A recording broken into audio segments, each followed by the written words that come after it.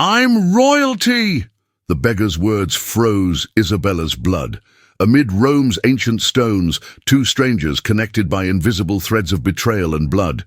Lucas's weathered face held secrets her powerful family had buried decades ago. I'm royalty! Wasn't delusion. It was dangerous truth. His eyes reflected her own, carrying the weight of inheritance denied and a fortune stolen through murder. Isabella Valenti pulled her designer coat tighter as she navigated the narrow streets of Rome's historic center. The late autumn air carried a distinct chill, much like the one that had settled in her chest since discovering the disturbing gaps in her family's records.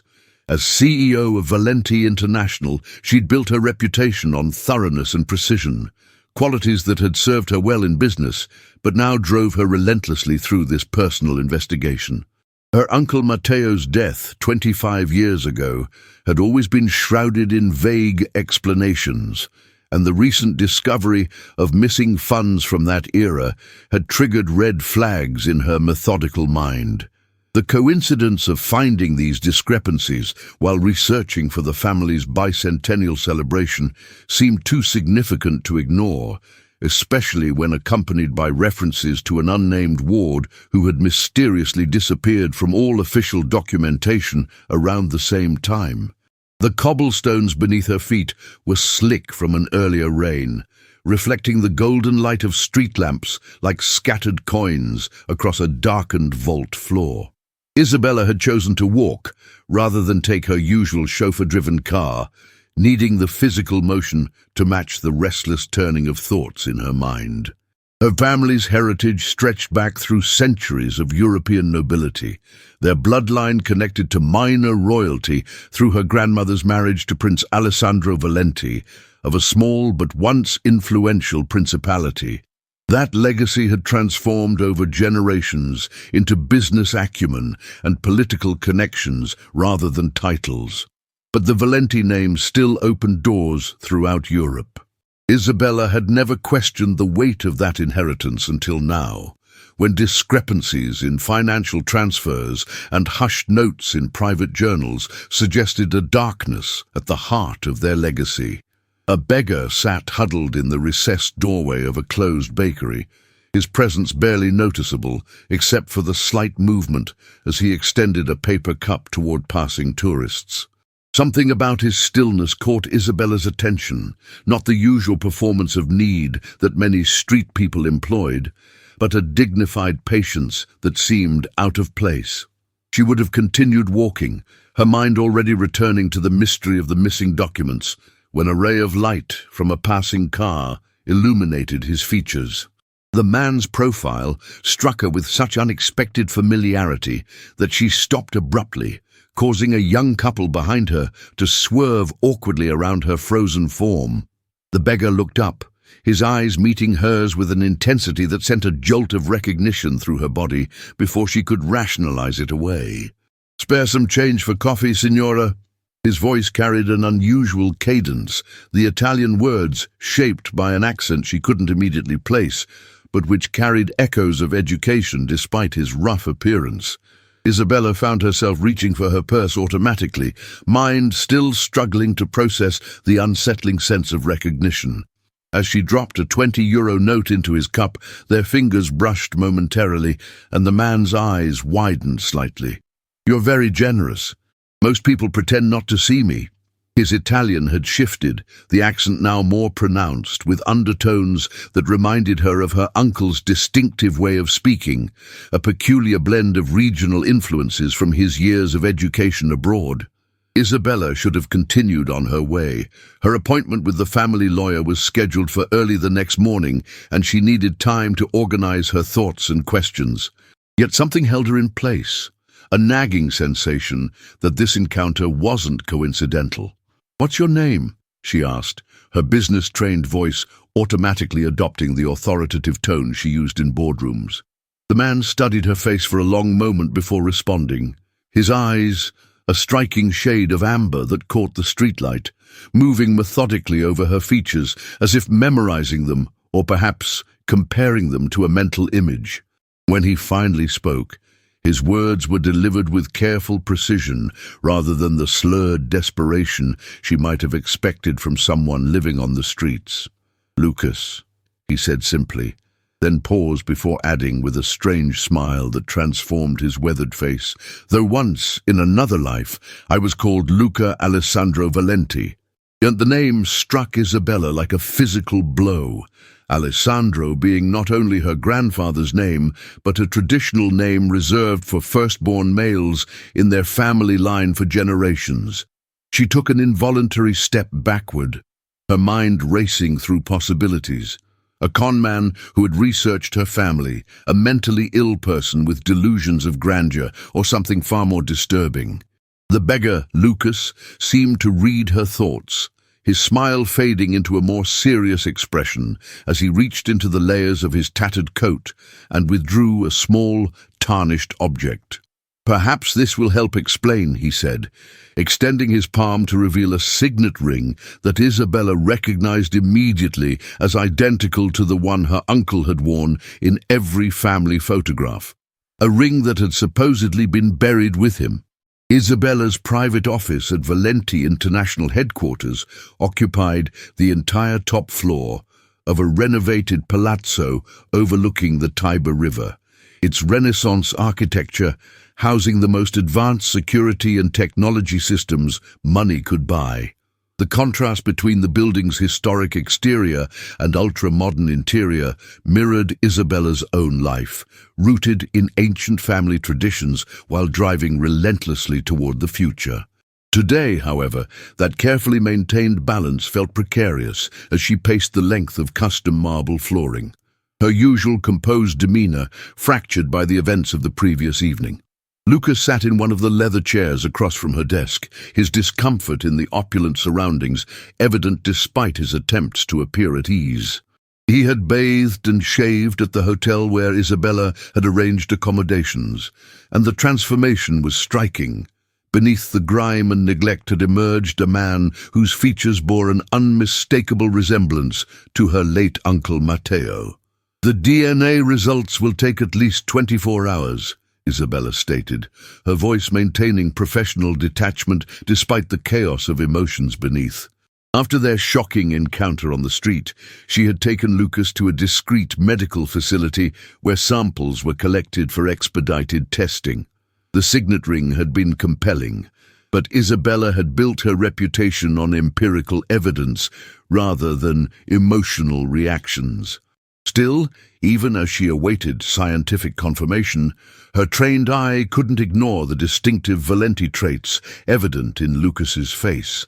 The same high cheekbones and peculiar amber eyes that had marked her uncle's striking appearance in family portraits.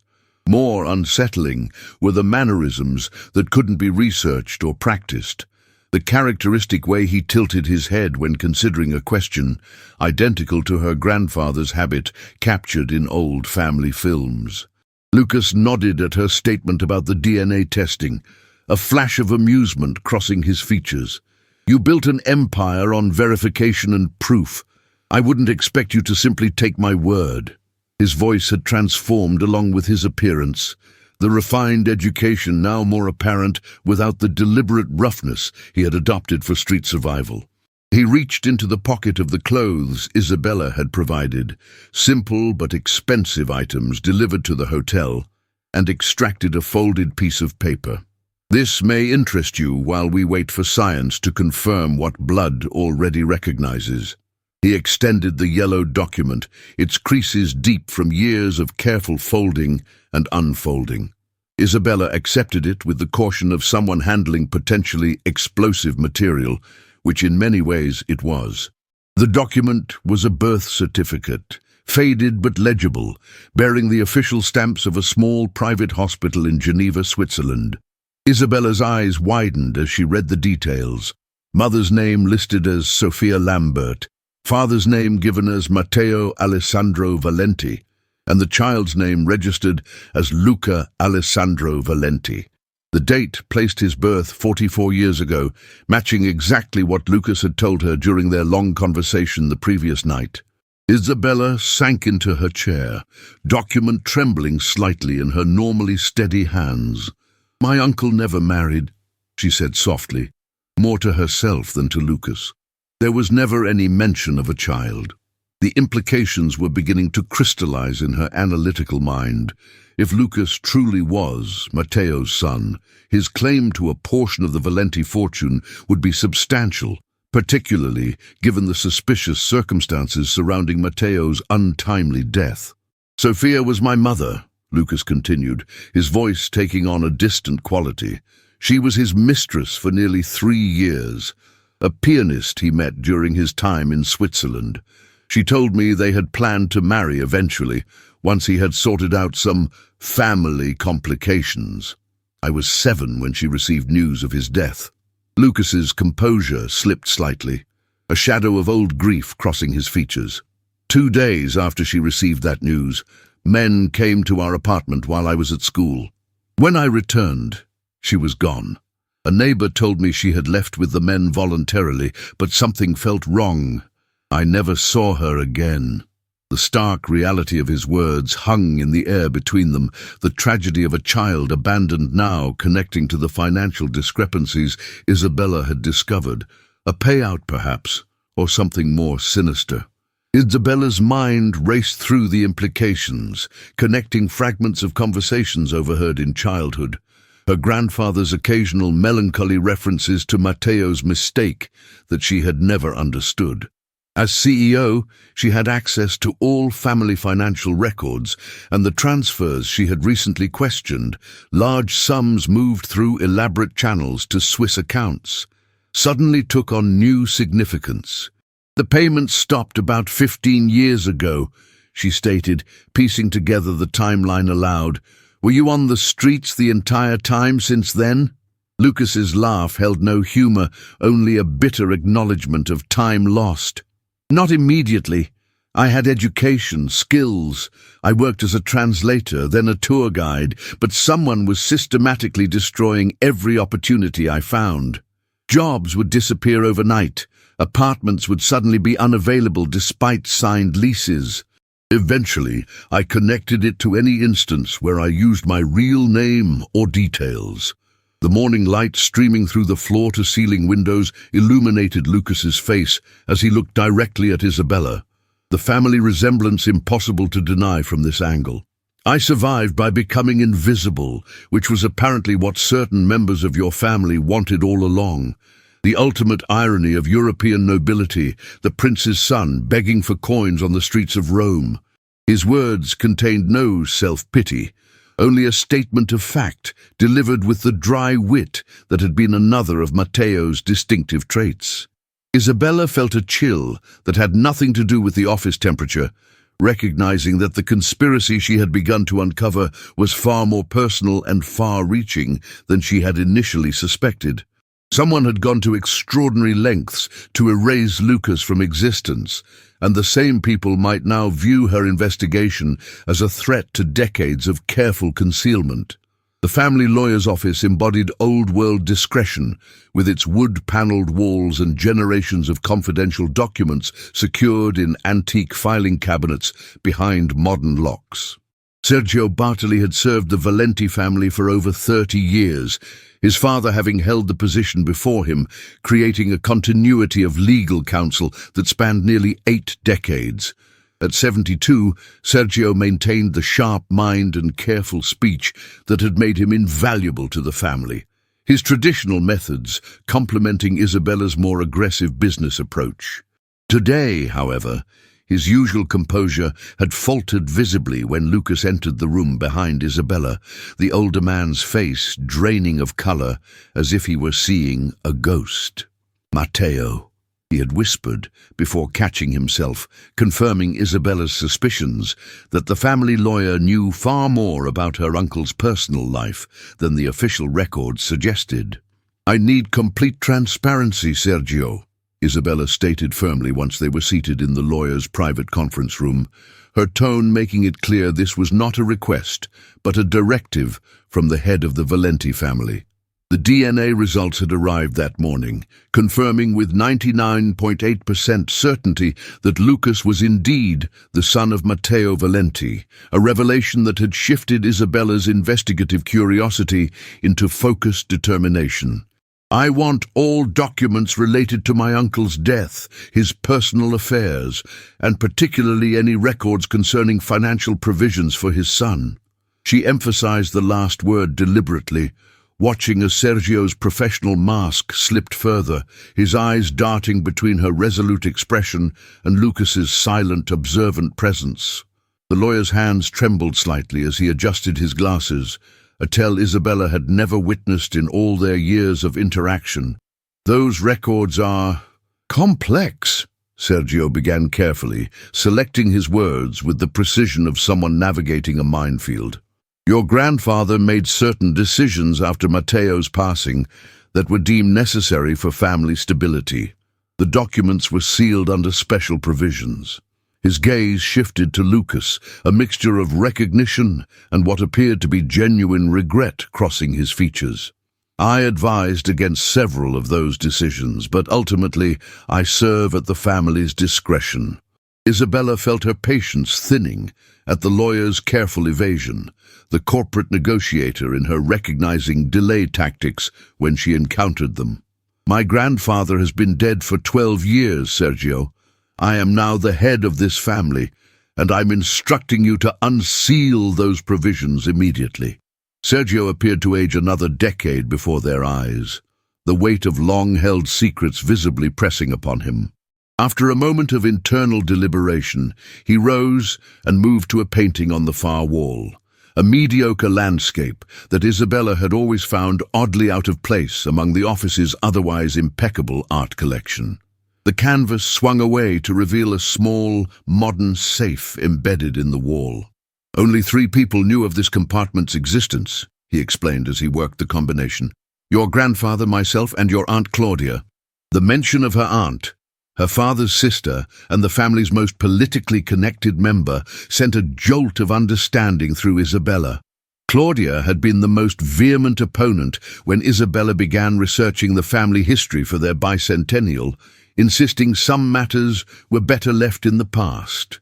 The documents Sergio retrieved were bound in a sealed legal envelope, the paper yellowed with age, but the seal intact, suggesting these particular files hadn't been accessed in years. With deliberate movements that couldn't disguise the slight tremor in his hands, the lawyer broke the seal and extracted a substantial stack of papers.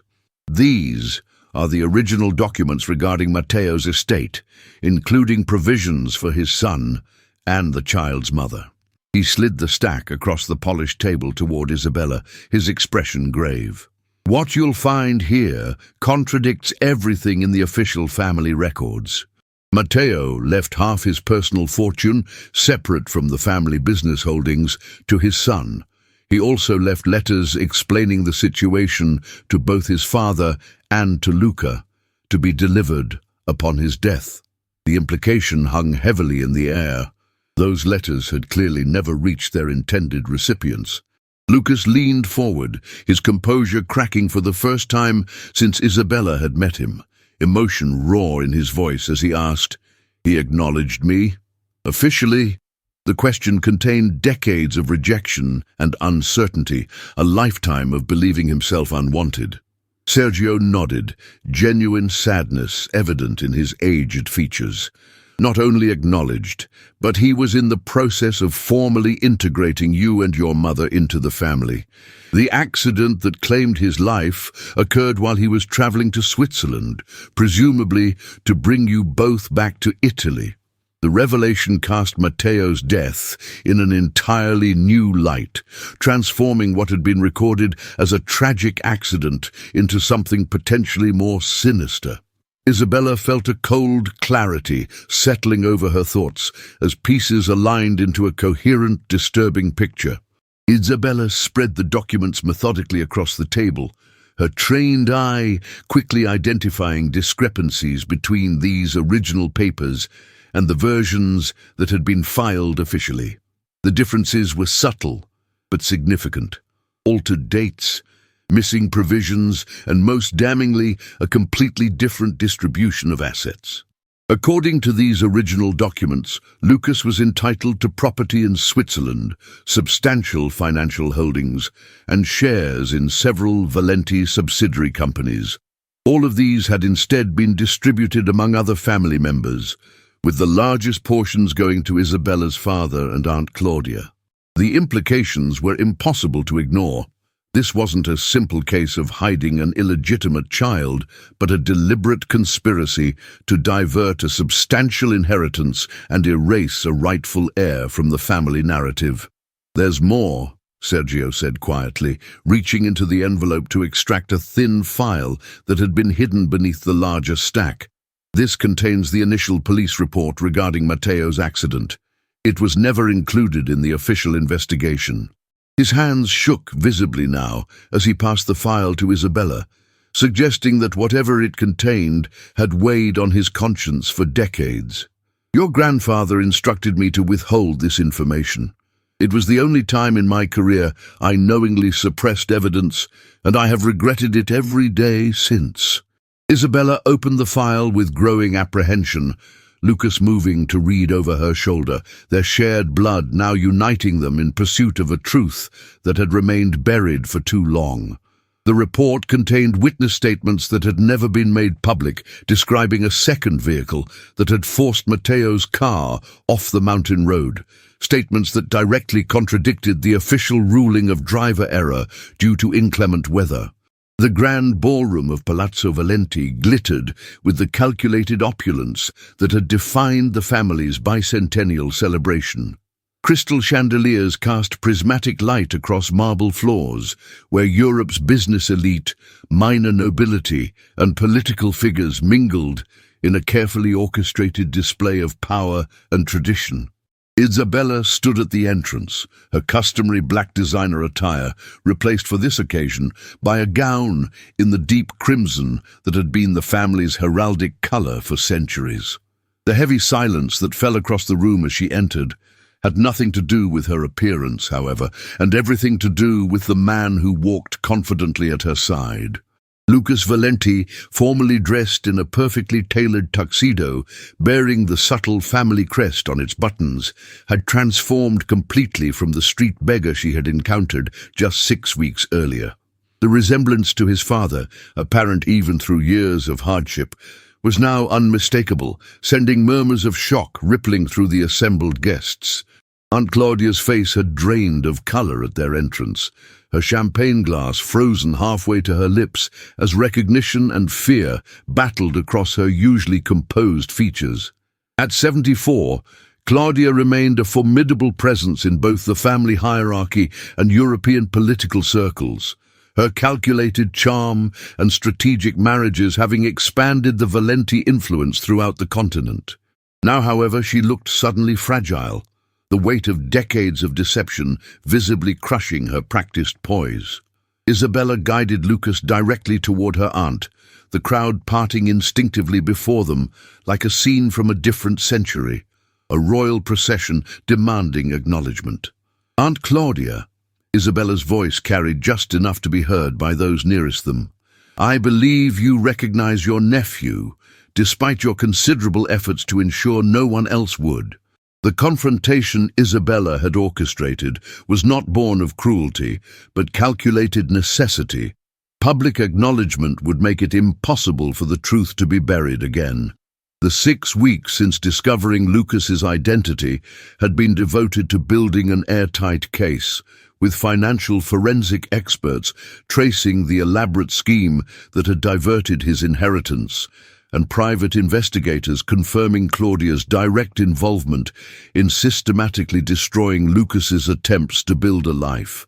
Most disturbingly, evidence strongly suggested her connection to the accident that had claimed Matteo's life, though proving such allegations after 25 years remained legally challenging. Isabella had chosen this public reckoning carefully, knowing that family like the Valentis feared scandal and public humiliation far more than legal consequences, which their connections could often mitigate. "You have your father's eyes," Claudia finally said to Lucas, her voice steady despite the visible trembling of her hand as she set down her champagne. The simple acknowledgement, the first recognition of his legitimacy from the family that had denied him, seemed to strike Lucas with physical force, his carefully maintained composure flickering momentarily. Isabella watched the exchange intently, knowing this moment represented a pivotal shift in the balance of power she had meticulously arranged. The documents she had compiled, copies of which had been delivered to key family members and trusted journalists that morning, left no room for denial or further deception. Lucas's legal recognition as Matteo's heir was already being processed through courts in 3 countries, the considerable evidence ensuring a swift resolution despite the decades that had passed. I spent 20 years wondering if I imagined my entire childhood, Lucas responded, his voice pitched low but intense with controlled emotion. Another 15 accepting that my father's family must have genuinely never known of my existence. The truth, it seems, is far less comforting. His gaze remained fixed on Claudia, whose aristocratic features now showed the first signs of crumbling under the weight of exposure. Isabella had discovered that it had been Claudia who orchestrated the separation of Lucas from his mother, arranging for Sophia to be committed to a private mental institution under false pretenses, where the woman had remained for 7 years before taking her own life, a tragedy Lucas had only learned of during their investigation. The depth of the conspiracy had shocked even Isabella, who had grown up understanding the ruthless nature of wealth and power. The orchestra continued playing despite the drama unfolding, the practiced social masks of Europe's elite barely concealing their avid interest in the family confrontation. Isabella's father, 78 and physically diminished by recent health challenges, approached slowly from across the room, his expression unreadable. Unlike Claudia, Eduardo Valenti had not been directly implicated in the conspiracy, though he had benefited significantly from his brother's diverted inheritance. Whether he had known the full truth remained unclear, his cognitive decline in recent years making detailed questioning difficult. "Is it really you?" Eduardo asked as he reached them, his gaze fixed wonderingly on Lucas's face. "Matteo's boy. They told me you had died with your mother." The simple statement confirmed what Isabella had suspected. Her father had been manipulated rather than complicit, another victim of Claudia's elaborate deception. Isabella stepped forward, assuming the authority her position as CEO and family head afforded her. "Ladies and gentlemen," she addressed the room at large, her voice carrying with the practiced projection that had served her through countless shareholder meetings. "Tonight marks not only the celebration of 200 years of Valenti legacy, but also a historic restoration of justice within our family." The assembled guests fell silent, corporate instincts recognizing the tone of an important announcement.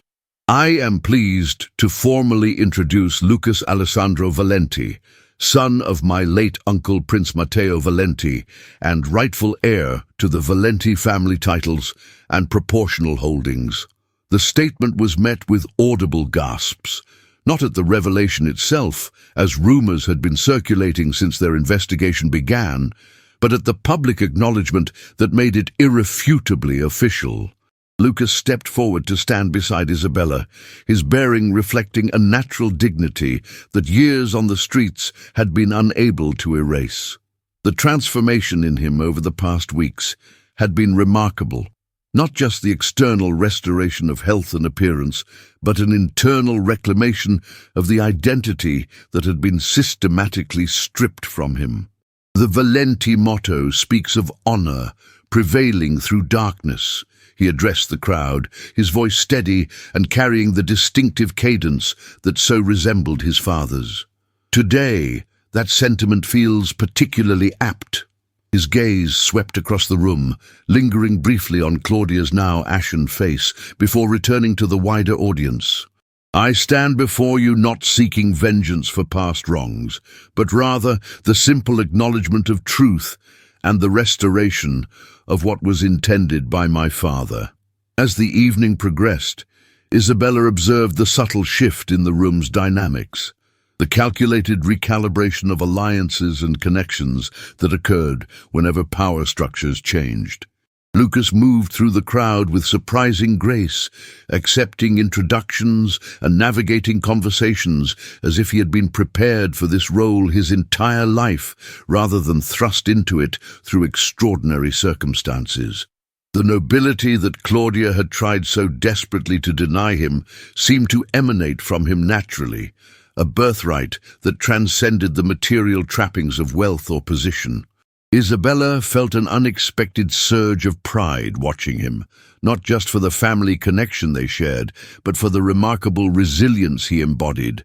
From the forgotten beggar on Rome's streets to the acknowledged heir of a European legacy, his journey represented a vindication not just of his personal identity, but of truth itself.